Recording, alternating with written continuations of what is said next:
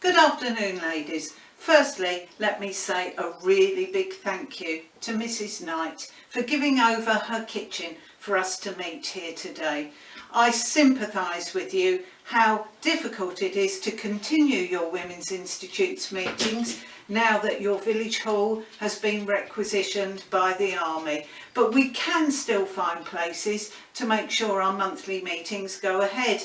And as a food leader, I'm here today to show you how to make and how to use Harry the Haybox. Now, us food leaders call him Harry. He is a friendly person in your kitchen and will help you out a lot. I've been picking plums from Mrs. Tucker's garden. She's too old to climb up and get the really high ones, so I've been giving her a hand. And of course that means I've been out a lot of the day. That puts pressure on us when we get home to have to start cooking to give the family a meal. But good old Harry the Haybox, what he will actually do is he will cook your food for you when you're away. You will have beautifully tasty and nourishing meal. There will be no fear of it boiling over once you're out and about. It requires no fuel to actually cook in, and the food will not be overcooked so that all the flavour is lost. It's very simple to make your own haybox at home. You just need a stout box with a lid,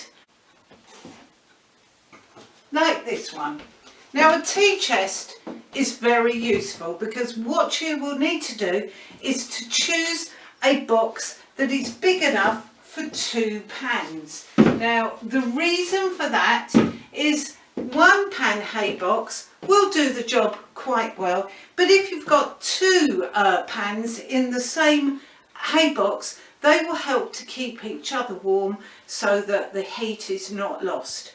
Now, the first thing that you will need to do with your haybox is to line it with about 15 to 20 sheets of old newspaper. Use thumbtacks to keep it in. We need to make sure that where there are cracks in the box, that the newspaper covers them and prevents any draft coming through. Then we need to put some good fresh hay into your haybox. You'll need to have a depth of at least 4 inches from the base of the box. 5 is even better. And then you want to make some little nests in the hay where your egg or your saucepan will fit in. Now, try to use saucepans with small handles. The reason is because of losing heat. Now, if you have a saucepan with a long handle, of course any heat in the food is going to travel down the handle and be lost. Whereas saucepans such as these, the heat will go into the handle and back into the saucepan, so retaining more heat as well. Now, to begin with, when you're doing your haybox, if you fill both of your pans up with boiling water and just sort of ease them in, you will be left with a shape that your pans will fit in every time you use the haybox. Do try to have a good couple of inches, if not more, between each pan, and as many inches as you can of hay around the outside. Now, when using your haybox, you could always make yourself some calico or other material covers for your saucepans when it's in the haybox. This will prevent any of the hay little bits getting into your food. However, my husband and I actually use our haybox a lot for savoury food, and we love that nutty flavour that the fresh cut hay can actually add to your food. It really is delicious. Now, when those pans are in, you're also going to require a hay pillow. Any old scraps of material will do the job. An old pillow slip, anything that you can fill, again, with 3 to 4 inches of hay, and that will fit on top of your saucepans for when your food is cooking, with your lid positioned as well. Make sure that you also cover the lid in 15 to 20 sheets of newspaper, and when you're using your hay box, you can always pop a brick on just to make sure that your lid is really secure and keeping any cold drafts out. Now, what can we cook in a hay box? Well, anything that needs to be boiled or stewed can be cooked successfully. If you've got a tough old bird, then pop her in the hay box and she'll be delicious and tender, and there'll be no toughness left at all from the real slow cooking that happens when it's in the hay box. You can stew fruit, you can stew meat, you can cook vegetables, rice and porridge. Pop that in overnight and the next morning it will be cooked to perfection. Absolutely beautiful porridge. Now, for those ladies that cook on a range, a coal range, do check your bottoms before putting any pans into the hay box, because of course any little embers on there you may not notice. You'll pop it in the hay box, and rather than coming home to a delicious meal, I'm afraid you might come home to not a house. So do make sure there's no danger of any burning embers getting into your hay box. Now, the way we sort of time our food in the hay box is to generally follow this rule. You will need to cook the food for a short time to begin with, usually 1/3 of its normal cooking time. Now that of course means that you're only using 1/3 of the fuel that you would usually use to cook that meal in your oven or on top of your stove. Then bring it up to a very fast rolling boil, lid on, straight away, as quickly into your calico covers, or you can pop a bit of newspaper around and over the top as well, but remembering those burnt embers, and pop it in as fast as you can. And you will need to keep the food in the hay box for about 3 times the usual cooking time. So for instance, if you have something that requires an hour boiling on the stove, just bring it up to the boil, pop it in there and then leave it for about 3 hours. A lovely vegetable stew or cooked vegetables, that's how I do it. Bring them to a fast rolling boil on your cooker, straight in the hay box, and leave them for about 3 hours. So the general rule is 1/3 of the usual cooking time on your cooker, 3 times the usual cooking time in the hay box. But don't leave any meaty food for more than 6 or 7 hours.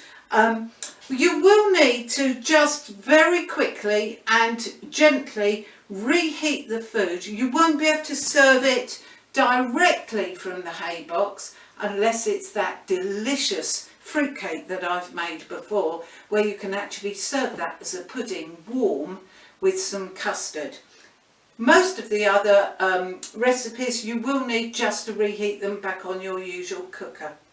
Now, what am I going to do today in my hay box? Well, I've been down to the butcher and I've been lucky to get a pound of sausages. Of course, sausages are not rationed, so they're a very good way of feeding the family and saving our precious 1 shilling and 2pence worth of meat ration for other evenings or days of the week.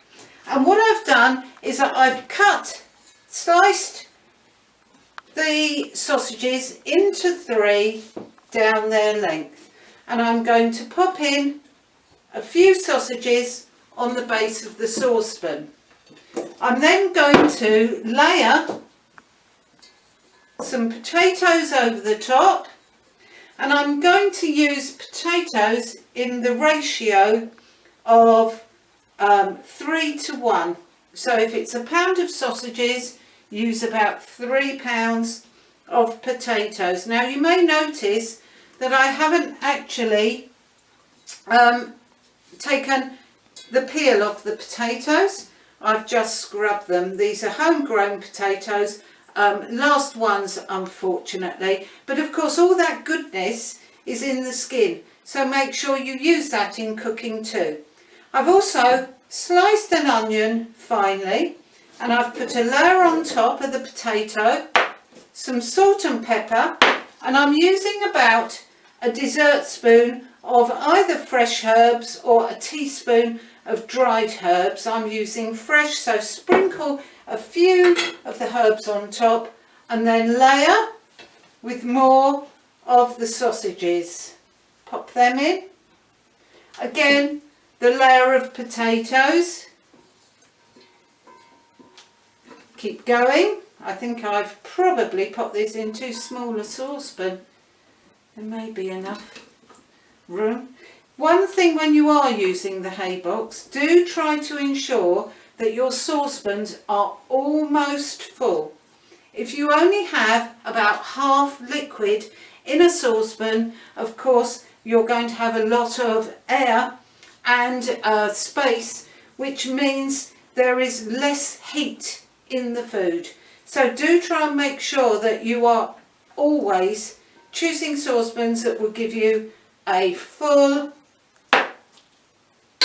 saucepan. A little bit more herbs and then some more layers.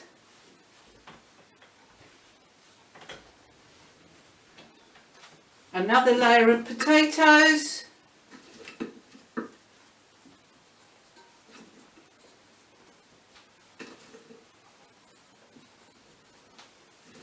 And some onions. Last layer. And finish with a layer of potatoes.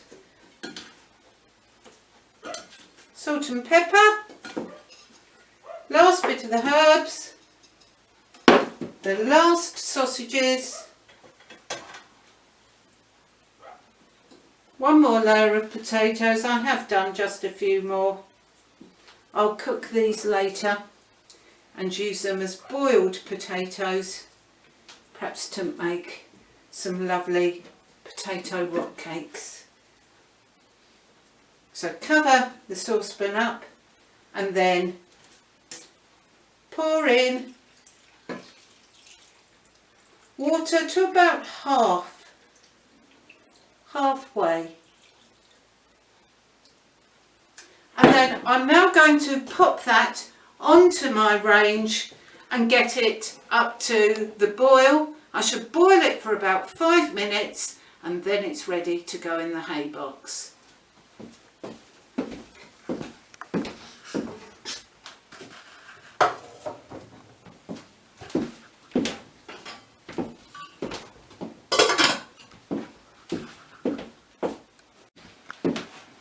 Now that's at a fast rolling boil, so straight in the Haybox. And although I'm only cooking one thing in the Haybox today, I've also filled a pan of boiling water and I'm going to pop that in too.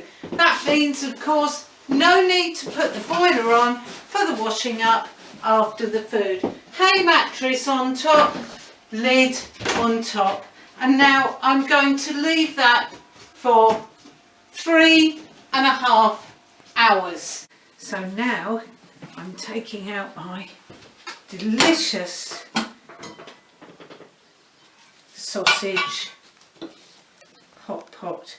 The potatoes are cooked to perfection, and look at that, a lovely meal served with other vegetables, cooked without the aid of any fuel at all, and sitting there cooking while I've been busy. Haybox Cookery, Harry the Haybox, an absolute friend in your kitchen.